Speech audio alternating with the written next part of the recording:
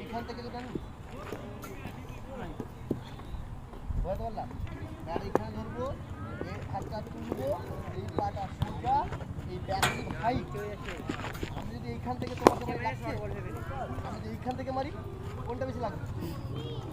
এই যে লাগবে তো, এইখান থেকে মানে লাগবে না, তুমি মারতে এইখান থেকে লাগবে। বুঝে যাচ্ছি, কী করতে হবে? ব্যাটটাকে উপরে তুলতে হবে, এইখান থেকে টানতে হবে। 1 2 3 4, ফার্স্ট, এখান থেকে ফার্স্ট।